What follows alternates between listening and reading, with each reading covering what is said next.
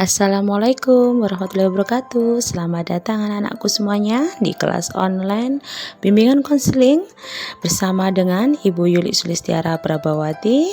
Dan di pembahasan kita hari ini akan membahas tentang materi sekolah baru, semangat baru. Awal masuk sekolah haruslah diisi dengan penuh semangat sehingga nanti kalian bisa belajar dengan penuh semangat dan selalu bergembira. Nah, bagaimana sih menyesuaikan diri di lingkungan sekolah baru? Nah, tentunya kalian masih banyak merasa kebingungan, takut, dan ragu. Jangan takut anak-anakku, karena Bu Yuli akan kasih cara bagaimana menyesuaikan diri di lingkungan sekolah baru. Yang pertama, mengenal mata pelajaran yang ada. Di MTS 1 Ponorogo ini nanti akan ada 15 mata pelajaran. Karena ada kurikulum agamanya, jadi yang anak-anakku dari sekolah dasar harus menyesuaikan diri dengan mata pelajaran yang ada. Dan langkah yang kedua adalah mengenal guru dan karyawan di sekolah.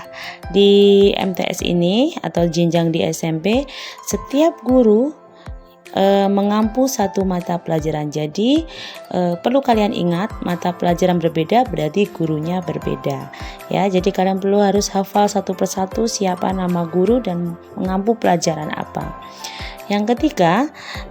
Cara yang ketiga adalah mengenal fasilitas yang ada yang dimiliki di sekolah. Tentunya kalau kalian sudah sekolah menengah atas atau MTS, fasilitasnya akan banyak sekali, dari ruang kepala sekolah, ruang kelas yang ada 27 ruang tata usaha, ruang guru, ruang BK tentunya, ruang perpustakaan, laboratorium, dan yang lain-lainnya. Jadi kalian harus memahami di mana itu letak-letak semuanya ya. Dan selanjutnya yang keempat, kalian harus mengenal teman di sekolah. Tentunya teman terdekat dulu kalian harus kenal dari lingkup teman sekelas dulu.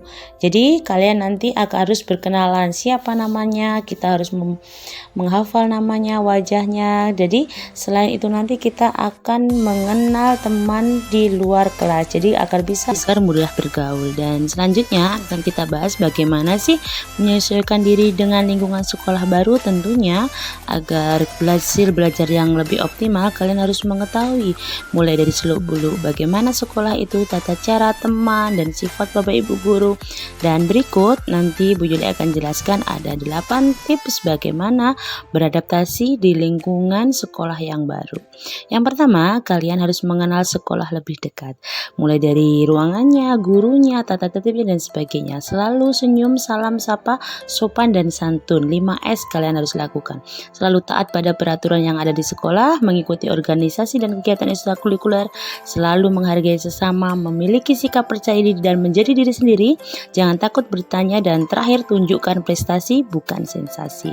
Dan tentunya jika 8 hal ini kalian lakukan, pasti sukses beradaptasi kalian akan dapatkan. Siswa dapat belajar dengan lebih efektif dan manfaatnya kalian dapat berkembang secara optimal sesuai dengan kemampuan. Jadi dengan menyesuaikan diri dengan berbagai komponen yang ada di sekolah, harapan kalian sebagai siswa dapat belajar dengan lebih efektif dan kemampuan kalian akan berkembang secara optimal. Dan pembahasan selanjutnya adalah persiapan belajar dalam mengikuti KBM via daring. Dan karena di masa pandemi COVID-19 ini tentunya segala pembelajaran melalui via daring, dan ini sangat butuh penyesuaian yang sangat besar bagi kalian anak-anakku semuanya, karena sistem pembelajaran daring dari SD ke SMP sangatlah berbeda. Nah, sekarang akan dibahas 6 tips bagaimana mengikuti kegiatan belajar mengajar online. Yang pertama, doa dulu sebelum belajar dimulai. Yang kedua, menyiapkan diri, buku, HP, laptop, pakai data yang ada. Yang ketiga, membaca dan perhatikan materi yang diberikan oleh Bapak Ibu guru, diskusi dengan teman materi yang dipelajari, dan bertanya kepada guru bila belum ada materi yang jelas ya. Dan anak-anakku semuanya, belajar mandiri sangatlah diperlukan dalam masa pandemi ini. Karena apa? Kalian dituntut mandiri, bagaimana sih menyiapkan beberapa apa sih materi yang kalian butuhkan, tujuan apa sih yang akan saya dapatkan di pembelajaran daring kali ini. Jadi apa sih belajar mandiri menurut Beberapa teori. Yang pertama, setiap individu berusaha meningkatkan tanggung jawab untuk mengambil beberapa keputusan. Dan kedua, siswa yang melakukan belajar mandiri dapat melibatkan berbagai sumber daya dan aktivitas. Yang ketiga, peran efektif guru dalam belajar mandiri masih sangat dimungkinkan. Jadi anak-anakku, mandirilah dalam belajar agar tujuan pembelajaran daring bisa optimal. Oke. Alhamdulillah, materi tentang sekolah baru, semangat baru yang dijelaskan kali ini berakhir.